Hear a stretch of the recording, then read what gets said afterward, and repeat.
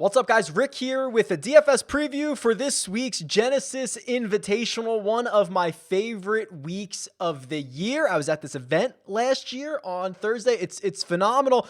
But before we jump into this week, last week, my goodness, a community win. I think I saw more Daniel Berger tickets. I think I saw more winning lineups than I've ever have before. I tried to retweet as many as I could or respond to them or reply to the emails, but congratulations to everyone. I do want to point out just a couple in particular because, again, there was too many to call them all out, but a couple that I thought were noteworthy. So Josh, who is Laser Show, he has been, I see him tweet at me all the time. He's a supporter. He has been for a long time. Turned his $285 into $1,723. Congratulations to you, Josh. I always like stories like this where Craig says he turned his $7 into $750. I think it was a weekend slate that he won. First time using the tools at RickRunGood.com, which is always like music to my ears, right? There are certainly no guarantees in life. There are certainly no guarantees on anything out there, but I love being able to offer the data, offer the tools, have you make the decisions, and you come to a conclusion a success very early in your process. It's always awesome to see. And then DFS Reds turned his $371 into $11,473, including a win in the $100 single entry, which is one of my favorite tournaments. It is part of kind of like good contest selection to be able to max enter something like that, a single entry with a nice prize pool. So congratulations to everybody. Seriously, all Sunday night, the tweets were rolling in. They were rolling in Monday morning. I mean, it was never ending. So congratulations, Daniel Berger, straight vibing all of us to wins, seemingly. So absolutely stoked about it. I have a couple of other winners. So I drew names for subscriptions to RickRunGood.com. So if you want to be a part of this community that's doing so well, you can do that. I have winners from last week. So Peter Runyons, I believe is how he pronounces it, and Jay Buttas with a Z. I've reached out to both of you. I'll get you set up for your month subscription to RickRunGood.com. And if you want to win a month subscription to RickRunGood.com, there are two ways to do it. If you are here on YouTube, like this video, make sure you are subscribed to the Rick Run Good YouTube channel and leave a comment with who's going to win this week. Absolutely stacked field. Could be anybody who is going to win this golf tournament. That's one way. If you'd like another way to do it, leave a 5-star rating and review on the podcast version of this show. It is called 300 Yards to Unknown. It is linked in the description. Leave a 5-star rating and review. Say something nice about the show. Leave me your Twitter handle so that I can get in touch with you. Okay, we're almost done. We're almost to the golf now. There are 2 live chats this week. So there's going to be a ton of content this week, as there is every week. You're going to have fades and sleepers and a betting preview. And on Wednesday at 3 p.m. Eastern time, there is the Genesis Invitational live chat. Join us for that. The numbers have been great. It's much appreciated on the support. We go through as many questions as we can, talk about ownership, all that good stuff. And then 8:15 p.m. Eastern time on Wednesday is the Jock Market Power Hour with Joe Idoni and myself. And the Jock Market is insane. Daniel Berger, I think he was $8 on Wednesday night in the Jock Market. He closed at $25 a share. It is stock market DFS. It's phenomenal stuff. There's lots of money to be made, even if you don't hit the winner or have shares of the winning golfer. But a big week ahead, one of the best weeks on the PGA Tour schedule, and we are just locked and loaded in a really great portion of golf that's coming up here. So many big events. So let's get into this. The DFS preview for this week's Genesis Invitational. All right, everything you see will be on RickRunGood.com. That's my site. So the course, Riviera Country Club. Not only is this an invitational, meaning we are getting a field of 120 golfers, so it is a smaller field. You are getting an absolutely stacked field. Every big name player is here, and Riviera Country Club is up to the test. This was the 10th most difficult course on the PGA Tour last season. Now, don't get me wrong. It's not going to be like Winged Foot, right? It's not going to be crazy difficult. It is just in the, top 18%, 15% of courses on the PGA Tour. Pars will be a good score at times. And being able to get up and down, be exact with your shots. I mean, it's not a rollover. Adam Scott, I think, was like 1 under on Sunday and won last year. That rarely happens on the PGA Tour. So it should tell you what kind of scores you're going to see this week. And we've seen historically, it's a par 71. It opens up with one of the easiest holes in all of golf. In fact, number 1, the par 5 is the 5th easiest hole on the entire PGA Tour last season. Now, there's a very difficult hole on the back. I think it's 15. That was one of the top 25 most difficult holes. And then there's number 10, which is this really short par 4 that gives everybody fits. And there's really no great way to play it. You can try to drive it into the fairway bunker, or excuse me, the green side bunker. No guarantee you'll get out of that. You can play it way to the left out of the rough and try to come in from the long angle. Like, it's a beautiful hole. I absolutely love it. It's phenomenal. Poana greens again. So we are still on our Poana kick. So you can go through the grass specialist. But what I've done here for the course correlated model, I've actually changed the way this looks on RickRunGood.com. I've brought in a lot of the stats, and I'm giving you the opportunity to filter by the last number of rounds that you want. So if you only want to see the last 24 rounds, only the last 50, last 80, last whatever, that's going to be available to you. So this is the first rollout of this site-wide. So you're going to start seeing this in other tools, and some of them are built in, last 8, last 16, last 32, last 64, but giving you the ability to kind of make that adjustment. It's coming site-wide. It's making its first beta appearance here on the key stats. And historically, the 2 short game stats have been the most important here at Riviera. Now, they're not overly important. They rank 12th and 15th out of other courses on the PGA Tour, so it's not like we're seeing strokes gained around the green be number 2, but it is noteworthy that they are the most important stats. And I think that goes back to this being a bit more difficult than the average course. The ability to get up and down to make par will also come in handy around here, similar to like it did at Torrey Pines, where we saw kind of a similar key stat model. These are not reflective metrics, right? These are actually building out profiles of golfers who have similar skill sets, how they have succeeded or not at Riviera over the past dozen years. And this is what the profile says. So there's very little, actually there's no opinion from me in this. So it's strokes gained around the green, putting, driving distance, and then strokes gained total. Those are your above average stats for the week. It is interesting to see that strokes gained off the tee, while still important every single week, is 34th out of 50 here, meaning there's only 16 courses that strokes gained off the tee is less important at than Riviera. So if you go down here and you start looking at short game numbers and you say, okay, I want to sort by the best players around the green, and I want to see what they've done in their last, I don't know, let's call it 25 rounds. We can do that now. So Patrick Cantlay has been the best around the green player in his last 25 rounds. KH Lee and Siwoo Kim are 2nd and 3rd. Adam Hadwin is 4th. Brendan Todd is 5th. If you want to look at putters, maybe we want to look at putters for a longer sample size, and we want to say 50 rounds. You can do that now as well. So Peter Malnati gaining nearly a shot per round on the greens over his last 50 rounds. Matthew Fitzpatrick is up there, JT Poston as well. You're obviously going to have some small sample guys. Tyler Strafacci, he is your, I think he won the amateur, right? Or he was either won or finished 2nd. I think he won it. We only have 2 measured rounds for him, so take that with a grain of salt. But this is now a really useful tool. You can look at strokes gained total for, let's say, the last 16 rounds for every single golfer in the field. Bryson DeChambeau, Brooks Koepka, Xander Schauffele, Patrick Cantlay, Dustin Johnson round out the top 5 there. So really handy tool. This will continue to be unrolled and unveiled across all tools on the site, but this is kind of my first crack at it, my first foray into it on this tool, and then I'll roll it out. The cheat sheet, and oh my God, is this field absolutely stacked. Dustin Johnson leads 5 golfers over $10,000. He's 11,003. Justin Thomas, 10,007. Rory McIlroy at 10,5. John Rahm at 10,4. And Bryson DeChambeau at $10,100. A couple of things that are, I believe, to be noteworthy here.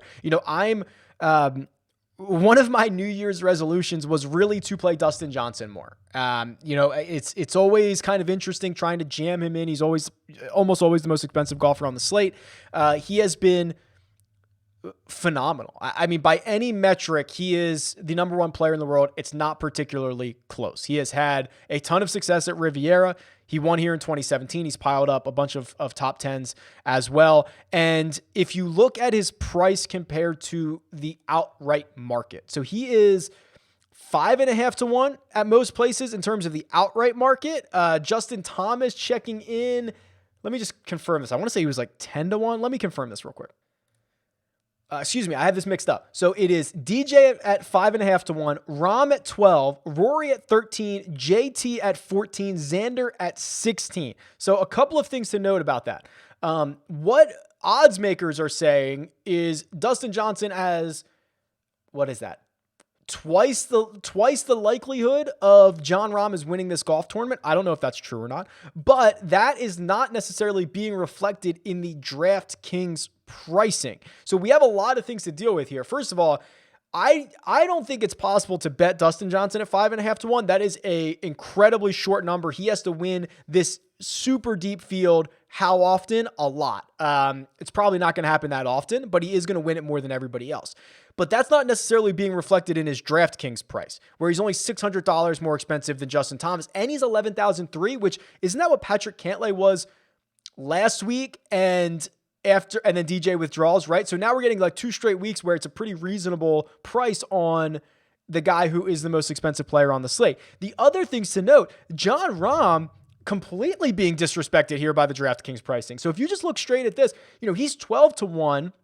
He is only $10,400 on DraftKings. So that doesn't make any sense. He should be basically in the $10,800 spot or the $10,900 spot. So already there is built-in value on Jon Rahm. And then to me, all of this is crazy because Bryson is 17 to 1. I mean, these guys are prolific winners. Bryson's 10,100. So the way that I see this shaping up is almost, we are splitting so many hairs on these golfers at the top. They're all great. There's no doubt about that. I think that there is going to be a lot of reason to jam Dustin Johnson into your lineups. And then I think you're getting built-in value on the Jon Rahm and the Bryson DeChambeau numbers, which then leaves the JT and Rory to be kind of your pivots, right? Those are going to be your pivots. We'll check that out more on Wednesday at the live chat to kind of see what the ownership projections are coming in at. But that's the way that I think this is going to play out, which is really interesting. And it kind of makes a lot of the decisions for you. But Bryson, to me, at $10,100 is nearly criminal. He's gotten better each and every year at Riviera. Driving distance was one of the more important stats. I think it was third on the key stat model. His short game is better than people want to give him credit for. He's a great putter. So I'm really surprised to see him at 10,100. And I hope his ownership is not too inflated when we finally get there on Thursday morning. The 9K range is phenomenal, as you can probably imagine, right? I mean, Xander Schauffele, Brooks Koepka, Patrick Cantlay. Xander's done everything but win. I think he's now on a stretch. Let's just pull up Xander on the Holy Grail here. We'll go strokes gained by tournament. We will pull up Mr. Xander Schauffele, and he has just been on another planet. And it's in all the best stats, right? I mean, it's the ball striking categories. His driver has been phenomenal. His putter is lights out. The only thing that gets him into trouble at times is the around the green game. And even that is like, yeah, okay, he's going to lose a stroke here. He's going to lose a stroke there over the course of 4 days. It's not really a problem. And it's paying off in results. Now, 15 straight events where he's finished inside the top 25. He doesn't have a win. He's got back-to-back runner-up finishes. He's got 3 runner-up finishes in his last 6 starts. I mean, it's just like, it's crazy. However you want to slice this, Xander has been so good. It's just a matter of if he's going to be able to close one of these tournaments out. Koepka coming off the victory, I think he'll be back a bit more popular. Patrick Cantlay is a problem, people. Patrick Cantlay is a big time problem. He goes out, shoots a course record on Thursday at Pebble Beach. He shoots a 62. The rest of the week, he doesn't even really have his good stuff, right? He's playing from out of position. Even when he's playing from out of position, finds a way to make par, finds a way to get the ball in the hole. That's a problem for everybody. I mean, he finishes third in a week where he, over the final 3 rounds, wasn't really all that good, at least by his own standards. Back-to-back top 3 finishes, just unreal stuff. But the guy that I'm really, really focused on here is Colin Morikawa, and he's $9,500. Let me pull up his profile. He is just an absolute elite ball striker. He is top tier player. I mean, any way you want to slice this, right? I mean, he's coming off of the last time we saw him here on the PGA Tour was the Sony Open. He finished 7th. He finished 7th the week before that, the Tournament of Champions. He did go and play in the Middle East, and he finished like 18th there. So it's all good. I think. Let me confirm that. I was wrong. He finished 68th, not 18th. Not really all that close, but it had an 8 in it. So that's the last time we saw him. It was a couple of weeks ago. And here's where I'm at with Morikawa. You're going to look at the cheat sheet and you're going to say, oh, okay, he finished 26th here last year. The only time he's ever played it. That's not very good for Colin Morikawa.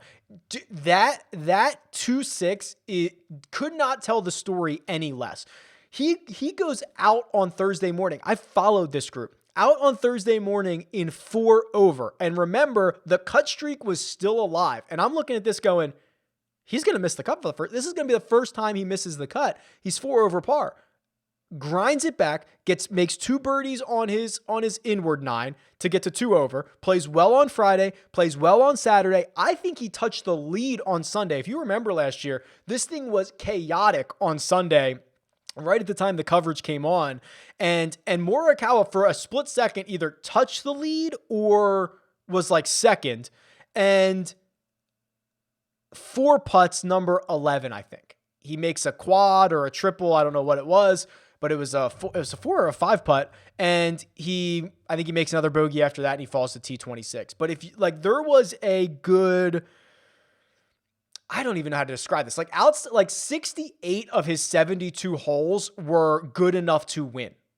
It was the other 4 that cost him all those other spots, those 25 spots in the standings. And since then, he's twice a winner, a major champion. Like, this is just such a different version of Colin Morikawa than we're seeing from that 26 that he finished last year. That's the guy that I really have circled at $9,500 that could win this golf tournament and do it in a fashion that's pretty low owned, because you have Daniel Berger, you have Tony Finau, you have Jordan Spieth, you have the defending champion Adam Scott, you have Hideki Matsuyama, still all in this $9,000 range. It's absolutely stacked. I probably won't go back to Spieth again this week. I'm loving what I'm seeing. 2 really good weeks in a row, 2 top 5 finishes in a row, lots of positives to take away. The problem with Spieth at Riviera is there are big numbers lurking at Riviera, and Jordan Spieth has not been immune to them. 2 years ago, 2019, the final round, he shot like an 81 because he could not get out of that bunker at 10. He left it in there like 5 times. So those are the types of things that lurk at Riviera, and I also think that he is more susceptible to that big number than most guys. Like Patrick Cantlay, does this guy even ever make a bogey? Like, he's unbelievable. He does not compound errors. Jordan Spieth, unfortunately, does compound errors when things go south. So that is a bit of a concern. And I will also say this, in the Slack channel on Sunday night, I was trying to figure out what are my first feelings about this week. And I kept looking at Tony Finau's name, and I want to try to describe what I'm thinking about right now. I don't think you're going to get any argument from anyone about how good Tony Finau has been. I've just pulled up the Holy Grail here. I've thrown in, since September 1st, everybody in this field, strokes gained total, Tony Finau, 1.3 strokes gained per round. The way he's doing it on approach, the way he's doing it on ball striking. He's even been a positive putter in that time frame. The results are there, right? Second at Farmers. He finished second in Saudi Arabia a couple of weeks ago. He finished 4th at the American Express. He's just piling up these really good finishes, and no one's arguing that. The conversation about Finau only ever exists in the ether of, is he going to win a golf tournament? That's the only conversation we ever have about him, which is a bit unfair to him, especially now being priced at $9,300. He's pretty cheap relative to some of the other guys, and you look at recent form. And if there was ever a place for Finau to kind of break through, it's not because he hasn't played well on Sunday. It's because someone else steals a golf tournament from him. Someone goes out and shoots a 64. Someone goes out and shoots a 65. That's probably not going to happen at Riviera, right? I mean, Adam Scott shoots a 70 1 under on Sunday last year and wins the golf tournament. That, to me, is the spot that you want to roll out Tony Finau, because no matter the situation he's in, he shoots a 68 on Sunday. And a lot of times that's not good enough on the PGA Tour. If he shoots a 68 on Sunday and he's in contention at Riviera, he probably wins the golf tournament. So I feel like there's probably a pretty good spot here. This number, 9,300, is fair. It is, Daniel Berger's here, Jordan Spieth is here. Those guys might eat up some ownership. I really am, as of Monday morning, I have a lot of steam on Finau. We'll see how it goes over the course of the week, but this feels like a really good spot for him. The 8K range, a lot of people are gonna focus on Bubba, right? He's $8,900. He's won this event 3 times. We know this is a Bubba track, all that good stuff. No problem. I'm pretty interested in the 2 guys below that. Joaquin Niemann, who kicked off his 2021 in a big way, a couple of runner-up finishes, plays well, has a lot of upside, and then Victor Hovland at 87, who I'm pretty sure Hovland couldn't even qualify for this event last year. Think about that. He's now won twice since then. He has not qualified. He did not qualify for this event last year. I'm almost positive of it. So we haven't seen him play it. He's $8,700. I think this is a pretty good spot for him as well. But I do want to, as we start getting lower in the pricing, I want to go to the trends tool. I want to see if we can find some interesting things here. And we can let's just go by fantasy points, right? Like that's what we want. So let's do fantasy points since the start of 2020. And we're just going to go down until we find some guys in the 8K range. I'm going to sort this by median DraftKings points. No surprise that Justin Thomas is up top or Dustin Johnson is up top, and we're getting the big boys here. This is the one that I think is kind of interesting. Abraham Answer. Abraham Answer's not even in the 8K range. He's in the 7K range. We're going to talk about him in a second. But he is the first guy sub 9,000 to pop up because his median is 77.5 DraftKings points. We've seen him show up a lot at WGCs, tough events. He gets his, he cuts his teeth at the President's Cup. This guy's a gamer, right? You put him at Riviera, it doesn't matter what the field looks like. Abraham Answer is going to come to play. Will Zalatoris is the next guy sub 9K to show up. He's 8,300. Cameron Davis is here. I mean, there is plenty of value. These guys are all ranked ahead of Hideki, Tony Finau, Colin Morikawa, because again, we're using median. And then there's that man, Victor Hovland, $8,700, his median score is 72 DraftKings points since the start of 2020. So that 8K range, seemingly there is value that is better than maybe some of the guys in the 9K range when you're looking at median fantasy scoring. The names that jump out, Victor Hovland. Then you go down a little bit further, Will Zalatoris. Then we get into the 7K, and it might be even better. But before we do that, real quick on the rest of this 8K range here, Max Homa's on a run, right? And unfortunately, I was hoping that Homa was going to come in the $7,000 range. I don't think he should be priced more than Matthew Wolff, although I do understand the stretch of golf that he's on, and the stretch of golf that he is on is similar to the stretch of golf that he was on at this time last year, which basically culminated in a T5 at this event last year, but he was just piling up top 20s, top 10s. This year hasn't been as good, but he's made 4 out of 5 top 25s. He finished 7th at the AT&T last week. I was really hoping we were going to get a deal on Max Homa. It does not appear that we are. The 7K range gets really interesting, and it is absolutely loaded. I mean, there's 120 golfers in this field. How many of these guys are there in the 7K range? There's like 30 guys, 35 guys. This is crazy. We talked about Abraham Answer and how he popped up on the trends tool. I also think we have to set expectations a little bit for these guys, because historically speaking, when you get the world's best players together, when you get a WGC event, when you get something that's kind of a short field, or you guarantee 4 rounds or something like that. And this is not guaranteed 4 rounds, by the way, but like when you get a smaller field with a really good strength of field, the big boys tend to win this, right? That tends to be who comes out raising the trophy. Now, the good news about the guys in the 7K range is you don't really need them to raise the trophy. You need them to find value. So a couple of names pop off the list to me. We talked about Answer. We talked about Cameron Davis. There is still something about Siwoo Kim.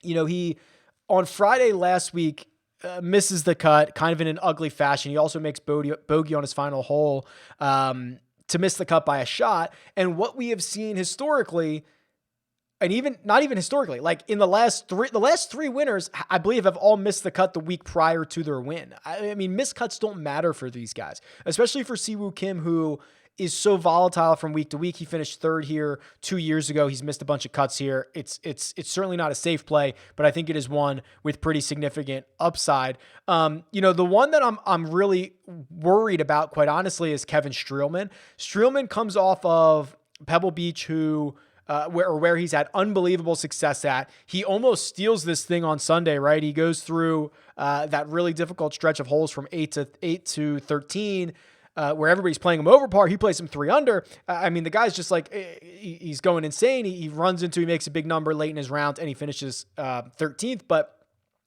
I'm worried that people are going to say, oh, wow, he's playing well. And he is. No knock about that. Let me go fire him up here at Riviera. He's been bad here. He's been really bad. He's missed the cut in 2 of his last 3. I think I looked this up. This is the place that Kevin Streelman has played the most. He's played 11 times without a top 25. And Streelman's pretty like there's good spots for him and there's bad spots for him. This, unfortunately, is a bad spot for him. I think the value in this range could be Taylor Gooch. So I want to pull up Taylor Gooch here because I'm sure there are a lot of people who don't know who Taylor Gooch is. So let me pull up his player profile. First things first, he gains strokes in all 4 major categories. He's not a big gainer, obviously, or else he wouldn't be, $7,200 or whatever he is, and he wouldn't be named Taylor Gooch. He'd be named Tony Finau or something, right? If he gained a half a stroke in every category. But it's good that he does not really have a flaw in his game, right? There's a lot of guys in this range where, oh man, we really need him to rely on the putter, or oh my God, can he just putt to a 0 this week? Or that's not the case for Gooch. If one aspect goes wrong, usually the other aspects can kind of pick up for him. And the other thing about Gooch is coming off a miscut, which again, I do not care about, but you look at his 2021 season as a whole, it's a bit of feast or famine, but I'm seeing a top 25 at the American Express. I'm seeing a top 5, a 4th place finish at Houston, and I'm seeing a 5th place finish at the CJ Cup. Well, there's going to be a lot of familiar faces from the CJ Cup and the field that was there to this week, right? That's a big boy field. Taylor Gooch finishes 5th, so it doesn't blink there. And then you look at his results at Genesis in the past, and he's played here twice. He's played here in 2018. He finished T20, I believe. Yeah, let me make sure I get the order right. T20 in 2018, T10 last year. So he's had good success. I'm looking at a guy who's $7,200 who will probably not garner much ownership at all because we've got Nate Lashley down here. We've got Matt Kuchar down here. We've got Emiliano Grillo. We've got Keegan Bradley. I'm pretty focused on Gooch as one of the better value plays in the bottom of the $7,000 range and maybe in this entire field. You could ride the hot hand on a Maverick McNeely. I don't know if he brings that magic to a place that, he doesn't have a residence on, for example. We heard that story quite a bit last week for Mav McNeely, but again, Gooch. And then, I'm kind of a steal apologist, right? I mean, another top 35 finish last week. He's going to ball strike it. If he can figure out the putter for 4 days, he's going to contend. One of these guys, you probably either always play steal or you never play steal because you're never going to be able to guess when that week is. The $6,000 range, it gets a little bit ugly, but remember, with only 120 golfers in the field, a larger percentage of the field is going to make the cut. So I think it kind of lends itself to being a bit more stars and scrubsy because you can get, if you get some of these guys through, you can kind of load up on some of the top tier players with a lot of win equity. And a couple of names that pop off at me, and actually, you know what, let's just do the Holy Grail here. Let's just do, I probably want something really recent, right? Let's do, for some of these volatile guys at the bottom, let's just do something pretty recent. Let's just do, since the start of 2021, there are going to be guys with a really small sample size, and let's just do strokes gained approach, right? Like, just get me ball strikers here. The first guy that pops up that's under $7,000 is Matthew Neesmith. So in 15 measured rounds, he's gained over a stroke on approach. He's 6,900. Harold Varner III. He's 6,700. He's next on the list of guys under $7,000 that I would want to that I could be interested in. He was the leader on Sunday last year. He got to 10. He cold topped one off of 10. Remember that? I don't know when he ended up finishing. I guess I can check here. T10, 13th. Wow. Yeah, that was one of the Harold Varner III collapses that we got, which is obviously a little bit worrisome, but nice to know that he played well here for like, I don't know, 65 holes, something like that. You also go back to this, and I want to get off approach for a bit, because we know that the key stat metrics lean a bit more towards short game. But Doc Redman is still here. Only 7 measured rounds. The price is as low as it's might ever be. I mean, 6,600. Look at this putter. Look how this is bad. He's losing a shot, nearly 2 shots around with the flat stick. That's not Doc. That's almost a bit unsustainable. I think that's going to come back at some point, but I do want to do around the green as well, because, and I want to go a little bit longer for this, because you don't get as many shots around the green, right? So I kind of need a bigger sample size. Let's just do since the restart, because that is going to give us a solid time frame here. Not, approach shots you get every single hole. You don't get around the green every single hole. So guys under $6,000, Mackenzie Hughes is a popper. Right? We've talked about that a lot. It doesn't matter what the field is. If he puts it all together, he can compete anywhere. He's had success at PGA National, right? He finished runner-up to Sung Jae when Sung Jae won it last year, so he's okay with difficult golf courses. I would not mind going back to Mackenzie Hughes. And then you got to go pretty far before you get down to Robbie Shelton at $6,200. He's the next kind of short game specialist. So to recap this 6K range, I think there's plenty of value in Varner. I think that there's a bounce back opportunity in Redmond. I think there is upside in Mackenzie Hughes. That might be it. I'm not super thrilled to play any of these other guys. Sung Kang's had a pretty good stretch here, but it's not playing well recently. That might be about it. I'm not super thrilled, to roster a lot of these guys, but I probably will build some stars and scrubsies type approaches. Let's do a custom model. The custom model did have Daniel Berger as my number 1 golfer in the model last week, so that worked out well. Maybe that's why a lot of us got on there. Basically, if you wanted to use the regression, if you wanted to use the numbers from the key stats and you put it into the model, Daniel Berger was coming out on top, or at least close to it. For this week, so we can go back and look at the key stats. Around the green, putting, and driving distance are the 3 most important, so we are going to lean on those a bit, get me out of my comfort zone a little bit. So let's do 30 around the green, 25 on putting. Let's do 25 on distance, and that leaves me with 20 out of my 100 weights. Let's do 10 on birdie or better, and I don't want to double count anything. So let's do 10 on approach. And we'll run the model and we'll see what we get. Ooh, and it's Jon Rahm as my number 1 golfer, 10,400. So I already thought there was built-in value from Jon Rahm based on his DraftKings number versus his outright number. He's only 10,400. So I already thought there was built-in value. Now he's the number 1 golfer on my model. So safe to say I'll probably have quite a bit of him this week. Adam Scott, number 2. Kind of no surprise there, right? I mean, he's got a smaller sample size than most. And because he's won this event twice, he kind of helps build the model, right? Because of his success at this event. And then also, as long as he still has those attributes that he had in the years that he won, he's going to show up near the top of the model. So that makes sense as well. Xander Schauffele, Tony Finau is number 4, Danny Berger, number 5, Patrick Cantlay 6, Justin Thomas 7, Dustin Johnson at 8, Bryson at 9, and Noren at 10. Where'd Noren pop his head up here? I was actually big in on Noren last week. That did not work out very well, but this is pretty interesting. So a lot of the big names for me, these are names I was going to end up playing anyway. Maybe it solidifies Jon Rahm as the number 1 golfer for me. Maybe it solidifies Tony Finau for maybe a guy I want to go to in the $9,000 range. I want to give a better look to Noren and Tringale. Tringale I faded last week. He kind of made me look a bit silly there. Always shows up well on models. I also get a Mackenzie Hughes sighting within my top 15. I get a Cameron Davis sighting. So those are probably going to be some of the value plays that I like. But we'll see. Let me know what you think.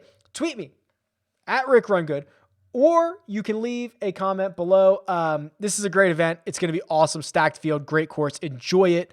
Best of luck this week. Let's have another big one. See you guys.